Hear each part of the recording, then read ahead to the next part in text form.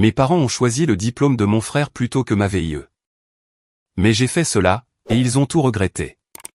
Mes parents ont dit qu'ils ne paieraient pas pour mon traitement médical vital, car ils avaient besoin de l'argent pour l'éducation de mon frère. Heureusement, ma tante m'a sauvé, mais j'ai secrètement fait ceci, et ils ont fini par regretter leur choix pendant des années. J'avais 15 ans quand j'ai découvert que ma vie ne valait pas le prix d'un diplôme universitaire. Je me souviens encore de la façon dont ma mère était assise en face de moi, à la table de la cuisine, les mains croisées, comme si nous discutions de ce que nous allions dîner, et non de la question de savoir si j'allais vivre ou mourir.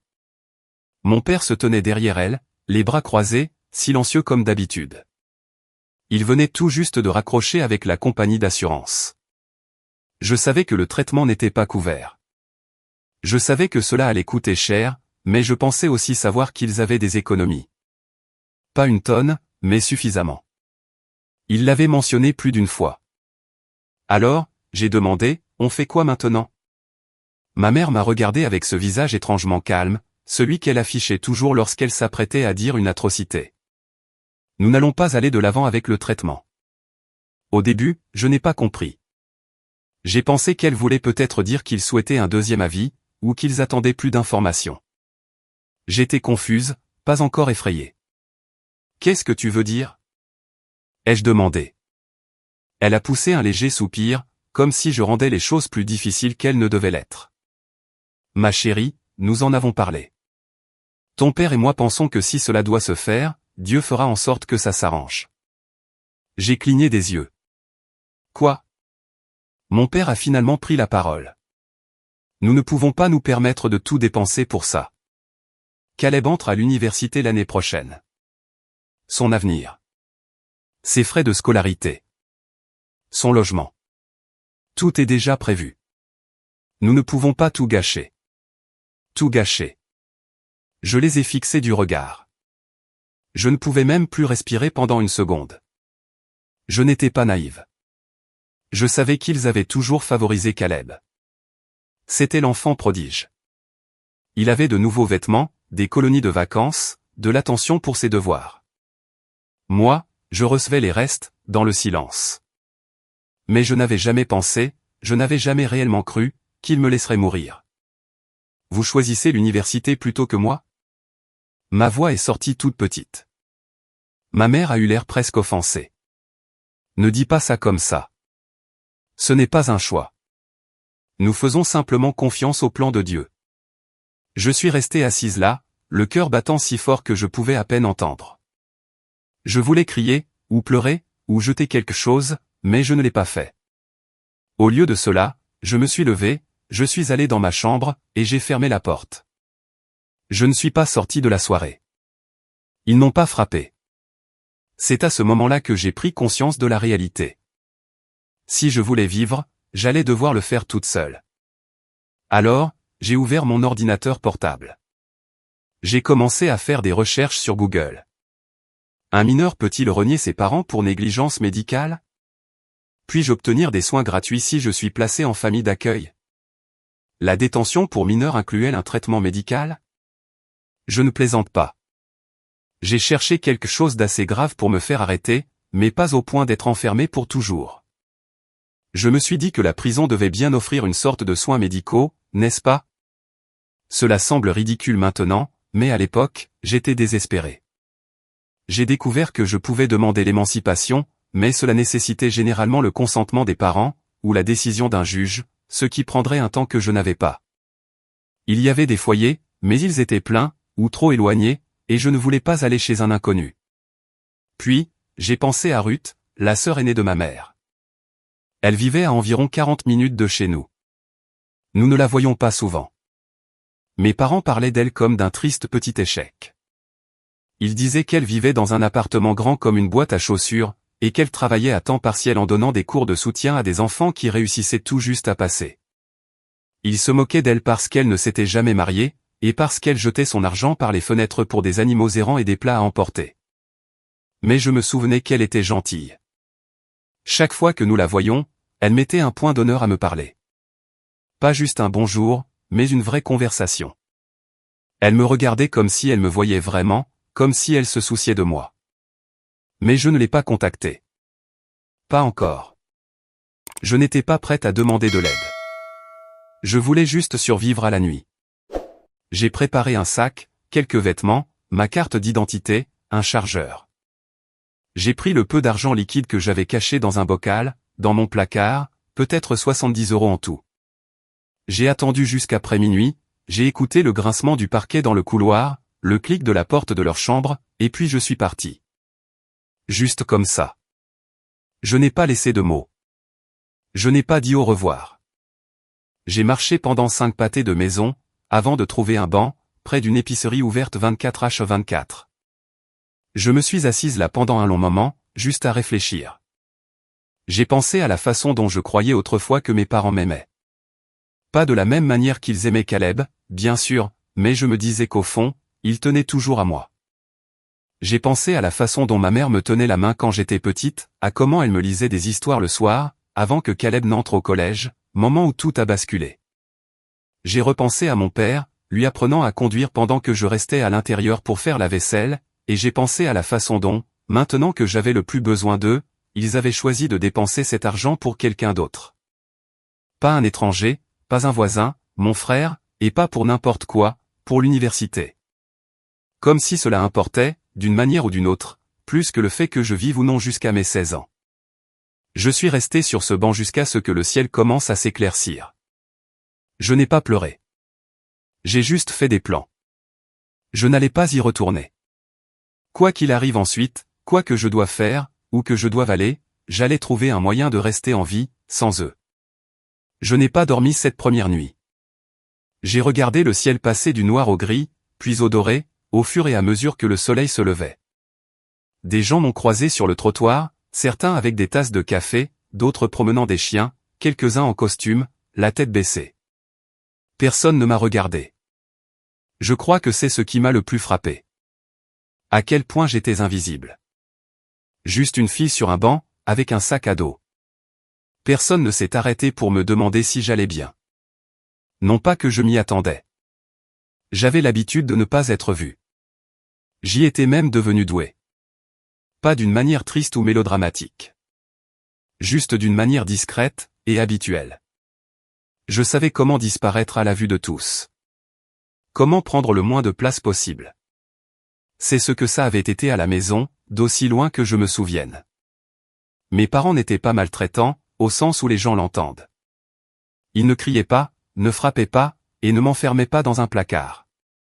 Ils n'en avaient pas besoin. Ignorer quelqu'un complètement est, en soi, une forme de violence. Caleb, mon frère aîné, était la star. Le jour de sa naissance, je pense que les projecteurs se sont définitivement braqués sur lui. Et quand je suis arrivé, 2 ans plus tard, j'étais une arrière-pensée. Il ne l'aurait jamais dit à voix haute.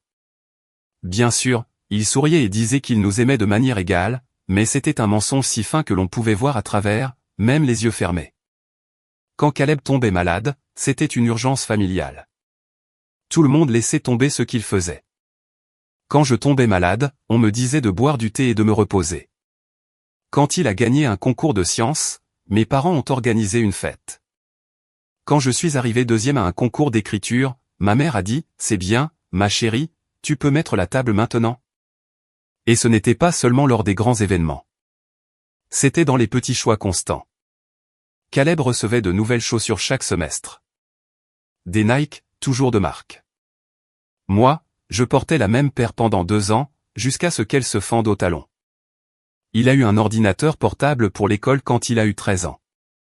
J'ai eu un vieil appareil d'occasion, qui s'allumait à peine. Il a eu des cours de conduite. On m'a dit qu'on verrait ça plus tard. Et je croyais que ça viendrait plus tard, que finalement, ce serait mon tour. Que si je travaillais assez dur, si je restais assez silencieuse, si je faisais mes preuves, ils me verraient. J'ai passé des années à essayer de mériter leur attention, comme s'il s'agissait d'une bourse d'études. Une fois, en 5e, j'ai eu un bulletin parfait. Que des A. Je l'ai montré à mon père. Fier, pour une fois. Pleine d'espoir. Il y a jeté un coup d'œil, et a dit, c'est ce qu'on attend de toi, Caleb a plus de difficultés, donc ses réussites signifient plus. J'ai eu l'impression que quelqu'un m'avait coupé le souffle. Je ne lui ai plus montré mes notes après ça. Même les anniversaires étaient différents. Caleb avait toujours une fête. Des ballons, des cadeaux, un gâteau fantaisie avec son nom écrit en glaçage bleu. Mon 15e anniversaire, ma mère l'a oublié. J'ai seulement reçu un texto qui disait « Oh, joyeux anniversaire, désolé, journée chargée au travail ». Je me souviens l'avoir lu, assise seule à l'arrêt de bus, après l'école. Je m'étais acheté un cupcake à la cafétéria, et je l'ai mangé en attendant le bus pour rentrer. Je n'étais pas en colère, pas exactement, juste engourdi. Mais même avec tout ça, je n'aurais jamais pensé qu'il me laisserait mourir. C'est la partie qui ne semble toujours pas réelle, parfois. Je pensais qu'ils m'aimaient, même si ce n'était pas de la même manière qu'ils aimaient Caleb. Je pensais que si on en arrivait là, si ma vie était en jeu, ils interviendraient. Ils ne l'ont pas fait. Ils l'ont choisi, lui. Mais cette fois, ce n'était pas pour une paire de chaussures, un voyage scolaire, ou un anniversaire. C'était ma vie. Et ils lui ont tourné le dos, comme si ce n'était rien. J'ai essayé de me dire qu'ils avaient peur, que peut-être ils ne comprenaient pas le diagnostic, ou qu'ils étaient dépassés, mais j'avais vu leur visage, calme, ferme, résigné. Ils savaient ce qu'ils faisaient. C'est ce qui m'a fait fuir. Pas seulement la peur, mais la lucidité. Je n'étais pas en sécurité dans cette maison. Non pas parce qu'ils me feraient du mal, mais parce qu'ils ne me sauveraient pas. Alors, j'ai fui. Et maintenant, j'étais assise sur un banc de parc, avec un sac à dos rempli de vêtements, et 73 € en espèces. Je ne savais pas encore où j'allais. Je savais juste que je n'y retournerais pas. Pendant une seconde, j'ai pensé à appeler le conseiller de mon école, mais je savais comment cela se passerait. Signalement obligatoire, services sociaux, peut-être une famille d'accueil, ou pire. J'avais vu assez d'informations pour savoir que même les systèmes bien intentionnés ne protègent pas toujours les enfants. Puis j'ai pensé à Ruth, la sœur de ma mère, la seule adulte dans ma vie qui m'ait jamais traité comme si j'avais de l'importance. Je ne l'avais pas vue depuis presque 1 an. Mes parents n'aimaient pas l'inviter, disant qu'elle était négative et toujours dans le jugement. En réalité, je pense qu'elle les mettait simplement mal à l'aise, car elle voyait clair dans leur jeu. Elle n'a jamais cru à leur comédie de la famille parfaite. Une fois, quand j'avais peut-être 10 ans, j'ai surpris ma mère au téléphone avec Ruth. Elle se disputait. Ma mère a dit, « Nous allons bien, Ruth, tu n'as pas besoin de nous faire la morale sur l'éducation de nos enfants. » La voix de Ruth est passée par le haut-parleur, claire et tranchante, « Je ne fais pas la morale, je me demande juste pourquoi Elena a l'air de ne pas avoir été serrée dans les bras depuis des semaines. » Cette phrase m'a percuté comme un camion. Les gars, c'était la vérité. Elle me voyait, même à l'époque. Et là, assise sur un banc de parc, avec le soleil du matin qui réchauffait mon dos, et rien d'autre que de la peur dans la poitrine, j'ai réalisé quelque chose. Elle était la seule personne au monde en qui j'avais confiance. Je ne savais pas à quoi m'attendre. Peut-être qu'elle me laisserait dormir sur son canapé, pour une nuit ou 2. Peut-être qu'elle m'aiderait à trouver comment parler à quelqu'un, trouver un travailleur social, ou demander de l'aide. Je n'en attendais pas plus, parce que Ruth était pauvre. Mes parents n'ont jamais cessé de me le rappeler. Elle peut à peine s'occuper d'elle-même, marmonnait mon père. Elle vit comme un ermite, ajoutait ma mère. Tu devrais te sentir chanceuse que nous te fournissions ce qu'elle ne peut pas. Je ne les croyais pas, pas vraiment. Mais leurs mots résonnaient dans ma tête maintenant, alors que je sortais mon téléphone de ma poche, en fixant son numéro. Mes mains tremblaient quand j'ai composé le numéro. Le téléphone a sonné 1 fois, 2 fois. Puis elle a décroché. Allô. J'ai ouvert la bouche et, pour la première fois depuis que j'avais quitté la maison, j'ai senti des larmes me brûler les yeux. Ruth, ai-je dit. C'est moi, Elena. J'ai attendu qu'elle me demande ce qui n'allait pas, qu'elle ait l'air confuse, mais elle ne l'a pas fait. Elle a juste dit, « Où es-tu » Et quand je lui ai dit, elle a prononcé 2 mots que je n'oublierai jamais. Reste là. J'arrive. Elle est arrivée 10 minutes plus tard, dans une voiture rouge délavée, avec une vitre qui ne remontait pas jusqu'en haut. Dès que je l'ai vue, j'ai failli craquer. Mes jambes étaient engourdies, comme si j'avais oublié comment me tenir debout. J'ai attrapé mon sac et me suis dirigé vers la voiture, avant même qu'elle ne puisse se garer correctement. Elle est sortie, m'examinant de la tête aux pieds, comme si elle vérifiait que j'étais bien réel. Je ne savais pas à quoi m'attendre. Au choc, à des questions, peut-être même à une leçon de morale, mais elle n'a rien dit. Elle a juste ouvert les bras, et je m'y suis blotti, comme si j'avais attendu toute ma vie d'être tenu ainsi. Elle n'a pas demandé pourquoi j'étais là. N'a pas demandé ce qui s'était passé. Elle a juste dit, viens, on va te réchauffer. Nous avons roulé en silence la majeure partie du trajet. Je regardais par la fenêtre, et elle ne m'a pas pressé. C'est ce que j'avais toujours aimé chez Ruth. Elle ne forçait jamais la proximité. Elle lui laissait de la place. Son appartement était petit, vraiment petit. C'était l'un de ces vieux immeubles avec des planchers qui grincent, et des fenêtres qui tremblent quand le vent souffle, mais ça sentait la cannelle et le linge propre. Et pour la première fois depuis des jours, j'ai ressenti quelque chose qui ressemblait à de la sécurité. J'ai proposé de dormir par terre, lui disant que je pouvais juste squatter pour une nuit, maximum. Elle n'a même pas répondu à cela, elle m'a simplement tendu un pyjama doux, et m'a dit, tu prends le lit, je prends le canapé. Je n'ai pas discuté. Je n'en avais pas la force. Cette nuit-là, je me suis pelotonné sous une couette chaude qui avait son odeur, et j'ai laissé la chaleur pénétrer dans mes os. Pour la première fois depuis le diagnostic, j'ai dormi. Le lendemain matin, je me suis réveillé au son des œufs qu'on cassait dans la cuisine. Je n'avais pas entendu ce bruit depuis longtemps. À la maison, le petit déjeuner se résumait à une barre de céréales, et à un rappel de ne pas salir les plans de travail. Ruth m'a tendu une assiette, sans me demander si j'avais faim. Je n'avais pas réalisé à quel point j'étais affamé, jusqu'à ce que je commence à manger. Quand j'en étais à la moitié, elle a fini par demander « Es-tu prête à me dire ce qui s'est passé ?» Je me suis figé. Je n'avais pas prévu comment le dire. Tout cela me paraissait encore irréel, comme si je l'avais inventé. J'ai dégluti, j'ai posé ma fourchette, et je lui ai tout raconté. Le rendez-vous chez le médecin. Le diagnostic. Comment mes parents m'avaient fait asseoir et avaient dit mot pour mot, nous ne pouvons pas payer les deux, et comment ils voulaient s'en remettre à Dieu. Son visage n'a pas changé pendant que je parlais, mais je pouvais voir comment sa prise se resserrait autour de sa tasse, comment ses épaules devenaient raides et tendues. Je lui ai parlé des recherches que j'avais faites cette nuit-là, de la façon dont j'avais cherché sur Google si j'aurais droit à un traitement gratuit en devenant pupille de l'État. De la façon dont j'avais pensé à me faire arrêter juste pour avoir droit à des soins, et comment, vu qu'aucune de ces options ne me semblait bonne, j'avais préparé un sac et j'étais parti. Quand j'ai terminé, elle est restée silencieuse pendant un long moment. Puis elle a dit, tu ne retourneras pas là-bas. Ce n'était pas une question.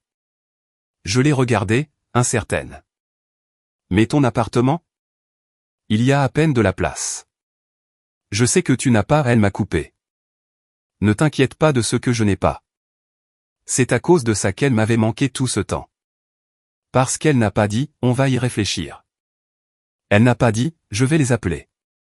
Elle n'a pas dit, laisse-moi voir ce que je peux faire. Elle a dit, tu ne retourneras pas là-bas. Comme si c'était déjà décidé. Comme si elle le savait depuis le moment où elle avait décroché le téléphone. Cet après-midi-là, elle a commencé à passer des appels.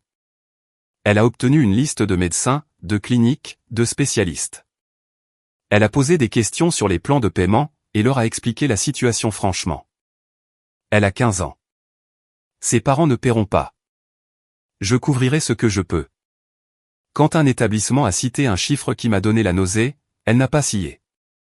Elle a simplement hoché la tête, et a dit, d'accord, merci. Puis, elle a commencé à passer d'autres appels. Je l'ai entendu parler à un ami, lui demandant s'il connaissait quelqu'un qui voudrait sous-louer une chambre, partager un appartement, ou même acheter un petit condo. Le lendemain, je l'ai regardé sortir un dossier d'un tiroir, et feuilleter des documents, des titres de propriété, des comptes de retraite, des obligations. Elle s'est assise avec une calculatrice, silencieuse, faisant des listes. J'ai essayé de l'arrêter. Ruth, tu n'as pas à faire ça, lui ai-je dit. Ce n'est pas ta responsabilité. Elle a levé les yeux vers moi. Ta famille. Mes parents ne sont plus rien pour moi, a-t-elle conclu. Sa voix était calme, assurée. Toi, tu le es. C'est tout ce qui compte. À la fin de la semaine, elle avait mis son condo sur le marché. C'était un tout petit endroit, mais c'était le sien. Entièrement payé, douillet, plein de livres, de souvenirs, et de tasses ébréchées qu'elle refusait de jeter. Et elle le vendait pour moi. Elle n'a jamais fait de grands discours. N'a jamais dit « Regarde ce à quoi je renonce », n'a jamais pleuré, ni rien demandé en retour. Elle a juste dit « Le plus tôt tu seras soigné, le mieux ce sera ». C'est là que j'ai craqué. Je n'ai pas sangloté. Ce n'était pas dramatique. Je me suis juste assise sur le canapé, j'ai laissé couler une seule larme sur ma joue, et j'ai dit « Je ne pensais pas que quelqu'un ferait ça pour moi ». Elle est venue s'asseoir à côté de moi, n'a rien dit, et a simplement pris ma main. Cette nuit-là, je suis resté allongé dans son lit, à fixer le plafond, en pensant à quel point les choses auraient pu se passer différemment. Si j'étais resté à la maison, si j'avais attendu, si je ne l'avais pas appelé.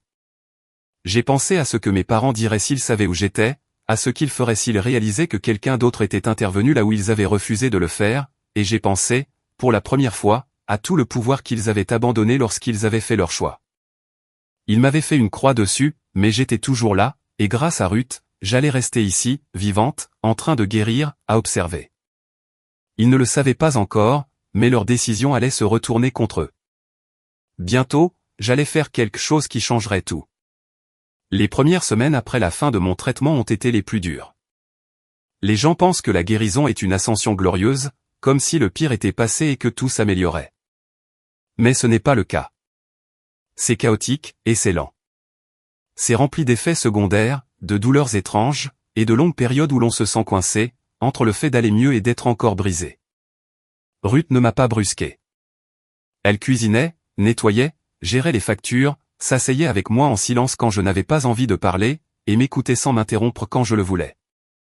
Elle a traité ma guérison comme s'il s'agissait du projet le plus important au monde, et d'une manière ou d'une autre, petit à petit, je suis revenu à la vie. Mon corps a cessé de trembler lorsque je restais debout trop longtemps. Je pouvais garder la nourriture dans mon estomac. J'ai commencé à marcher un peu plus loin chaque jour, à parler davantage, à dormir plus d'1 heure d'affilée. Je n'avais toujours rien à lui donner. Pas à l'époque. Mais je me suis promis que, le moment venu, elle ne manquerait plus jamais de rien. Et même pendant que je travaillais à reprendre des forces, je sentais autre chose grandir en moi. Ni de la colère, ni de la haine. Juste cette certitude froide et inébranlable que je ne pouvais pas laisser ce qu'ils m'avaient fait disparaître dans le silence. Ils avaient essayé de m'effacer, ils m'avaient rayé de leur vie comme un mauvais investissement, et pourtant j'étais toujours là, respirant, guérissant, observant. Alors, j'ai commencé à réfléchir à la façon de donner du sens à tout cela. Je ne voulais pas d'une publication virale, d'une dispute hurlante, ou d'une longue lettre interminable expliquant à quel point ils m'avaient blessé. Ce que je voulais, c'était que la bonne personne sache, l'unique personne dont il vénérait l'opinion. En grandissant, il y avait toujours certaines règles dans notre maison, des choses qui n'avaient aucun sens pour les étrangers, comme le fait que nous n'avions pas le droit de manger dans le salon certains soirs, ou pourquoi ma mère achetait du vin cher que nous n'étions pas autorisés à ouvrir. C'était pour se préparer à lui. Le docteur Malcolm Avery. C'était le faiseur de rois. Il dirigeait le consortium national privé des admissions, ancien doyen de l'Ivy League. Respecté. Intouchable. Il est venu dîner une fois, quand j'avais 11 ans. Je portais une robe que je détestais, et on m'avait dit de ne pas parler à moins qu'on ne m'adresse la parole. Je me souviens de cette nuit, jusqu'à l'odeur du saumon trop cuit que ma mère avait gâché, parce qu'elle était trop nerveuse pour faire attention au four. Caleb lui a montré un projet scientifique. Mes parents riaient trop fort à ces blagues. Ils n'arrêtaient pas de glisser leurs statistiques de clients, les histoires de réussite de leurs étudiants, tout leur argumentaire de vente, enveloppé dans une conversation informelle. Moi, j'étais là pour sourire, hocher la tête, et rester silencieuse. Après son départ, mes parents bourdonnaient d'excitation, comme s'ils venaient de voir Dieu. Si nous obtenons la confiance d'Avery, nous sommes refaits, avait dit mon père. C'est tout ce qu'il faut. Ils ont passé la décennie suivante obsédés par l'approbation de cet homme. Alors, quand j'ai enfin été assez forte pour m'asseoir à mon bureau sans que mes jambes ne tremblent, j'ai ouvert un email vierge, et j'ai écrit la vérité. Pas une diatribe, juste des faits. Que j'étais leur fille, que j'étais tombée malade à 15 ans, et qu'ils avaient l'argent pour m'aider, mais qu'ils avaient décidé de le garder pour l'éducation de mon frère. Je lui ai dit que je m'étais enfui, que ma tante m'avait recueilli, qu'elle avait vendu sa maison, ses économies, tout ce qu'elle avait pour me garder en vie. Je lui ai dit que mes parents continuaient à diriger une entreprise, basée sur l'image d'une famille aimante et pleine de principes, une famille qui faisait passer les enfants en premier. J'ai joint des preuves. Une lettre de refus du centre de traitement, indiquant le coût exact. Un texto de ma mère disant à Caleb de m'ignorer, elle reviendra quand elle sera fatiguée de faire des crises. Une capture d'écran de mon père écrivant, on ne peut pas tout gâcher pour un pari. Et puis, j'ai terminé le message par une seule phrase. J'ai pensé que vous deviez savoir avec quel genre de personne vous travaillez. J'ai fixé l'écran pendant un long moment, avant de cliquer sur envoyer. Non pas parce que j'avais peur, mais parce que je savais qu'à la seconde où j'appuierais sur ce bouton, les choses ne seraient plus jamais les mêmes. Je n'en ai rien dit à Ruth. Je n'avais pas besoin qu'elle m'en dissuade, ou pire, qu'elle essaie de me protéger de ce qui allait se passer ensuite. Elle en avait déjà fait assez. Cette partie-là, c'était la mienne. C'était silencieux, simple, privé. Et quand j'ai enfin cliqué sur envoyer, j'ai fermé l'ordinateur portable, j'ai pris une profonde inspiration, et je me suis servi un verre d'eau, avec des mains qui ne tremblaient plus. Je ne savais pas quand les choses allaient commencer. Je ne savais même pas s'il allait répondre. Mais je savais la seule chose qui comptait vraiment. J'avais dit exactement ce qui devait être dit, à la seule personne qui comptait dans leur monde. Je n'avais pas besoin de crier. J'avais juste à chuchoter dans la bonne oreille. Je n'ai pas eu de nouvelles du docteur Avery. Je ne m'y attendais pas. Mais quelques semaines après avoir envoyé le message, j'ai remarqué quelque chose d'étrange. Le badge sur le site web de mes parents, celui du consortium, avait disparu. Il avait toujours été au premier plan. Il s'en vantait constamment. Soutenu par Avery, disait-il. Il ne travaille qu'avec les meilleurs. Maintenant, il était tout simplement introuvable. J'ai vérifié l'annuaire du consortium. Leur nom avait été discrètement retiré. Pas d'annonce, pas de drame, juste une coupure nette. Et puis, ça a commencé. Au début, c'était de petites choses. Leur page professionnelle, qui était autrefois remplie de critiques 5 étoiles et de témoignages élogieux, a commencé à perdre de son attrait. Quelques critiques ont entièrement disparu. Une école avec laquelle ils étaient en partenariat étroit les a retirés d'un panel d'intervenants, sans explication. Ils postaient moins.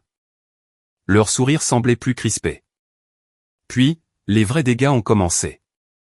Des rumeurs dans des groupes de parents, des publications faisant allusion à des pratiques contraires à l'éthique. Un client a annulé son contrat, et a demandé un remboursement complet. Ils ont essayé de s'adapter. Nouvelle image de marque, nouveau forfait, même un changement de nom. Cela n'a pas fonctionné. Leur téléphone a cessé de sonner. Leur boîte de réception est devenue silencieuse. Les clients les ont ignorés. Écoles ont coupé les ponts. Leur réputation, autrefois la fondation entière de leur entreprise, s'était effondrée sans un bruit.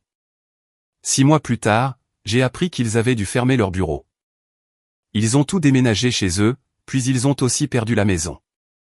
J'ai découvert cela grâce à un message sur un forum local, où quelqu'un demandait si quelqu'un connaissait un agent immobilier bon marché, parce qu'un couple de consultants en éducation venait de faire défaut.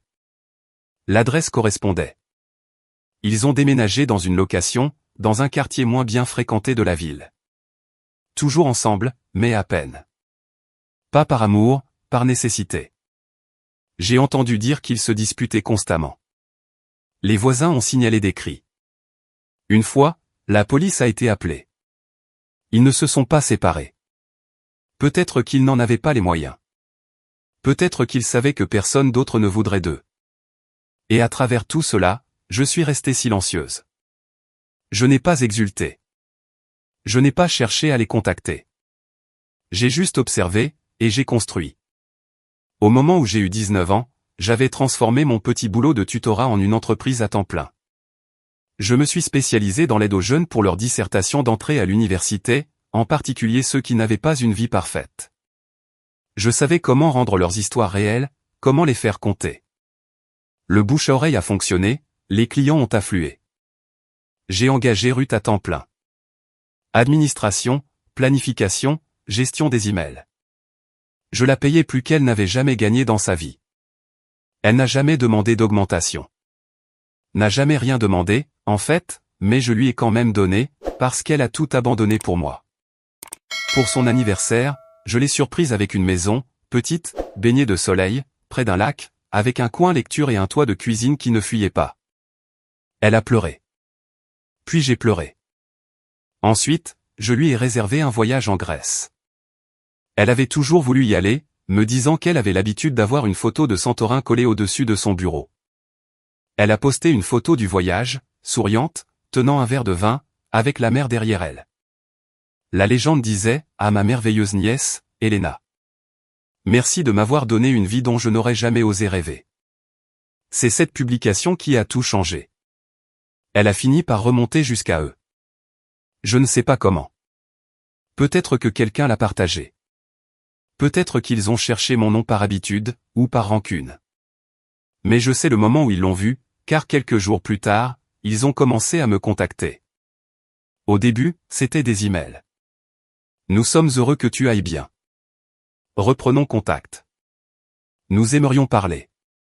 Je n'ai pas répondu. Puis sont venus les textos. Les appels. J'ai changé de numéro. Puis un jour, je les ai vus. Ils sont venus à un événement.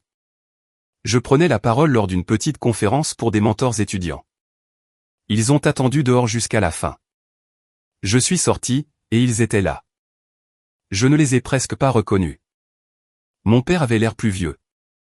Son costume était mal ajusté. Ses chaussures étaient usées. Ma mère avait des mèches grises dans les cheveux, et son maquillage était irrégulier, comme si elle n'en avait pas porté depuis un moment. Elena, a-t-elle dit, la voix brisée. S'il te plaît, juste une minute. Je n'ai pas bougé. Nous savons que nous avons fait des erreurs, a dit mon père. Nous avons tout perdu. Ma mère a fait un pas en avant. Nous avons vu la publication de Ruth. Nous ne réalisions pas jusqu'où tu étais arrivée, à quel point tu étais généreuse. Je l'ai dévisagé. Tu veux dire généreuse, comme payer pour le traitement de quelqu'un afin qu'il ne meure pas? Ai-je demandé. Elle a tressailli. Mon père a repris la parole. Nous avions peur. Nous avons fait des erreurs. Nous n'avons pas réfléchi. Non, ai-je dit, ce n'est pas que vous n'avez pas réfléchi. Vous avez simplement décidé que je n'en valais pas la peine. Nous étions sous pression, a murmuré ma mère. Nous pensions que Caleb ne vous parle plus non plus, les jeux coupés. Parce que même lui sait ce que vous avez fait. Ils se sont tus alors, l'air fatigué. Nous ne demandons pas grand-chose, a dit mon père. Juste un peu d'aide. Nous n'allons pas bien. J'ai laissé le silence s'installer. Et puis, j'ai dit, vous m'aviez dit que vous ne pouviez pas vous permettre de sauver ma vie. Je ne fais que vous rendre l'appareil. La lèvre de ma mère s'est mise à trembler. Mon père a détourné le regard, et je me suis retourné, quittant le trottoir pour me diriger vers ma voiture. Ils ne m'ont pas suivi. Plus tard cette nuit-là, Ruth m'a demandé comment s'était passée la conférence. Je lui ai répondu que c'était très bien. Je n'ai pas parlé d'eux. Elle a souri, nous a versé du thé à toutes les deux, et a commencé à planifier son prochain voyage. Je lui ai demandé où elle voulait aller. Elle a souri de toutes ses dents. Quelque part au chaud, avec un hamac. Nous avons fait trinquer nos tasses. Et je me suis dit, non pas pour la première fois, je n'ai pas seulement survécu. J'ai construit quelque chose.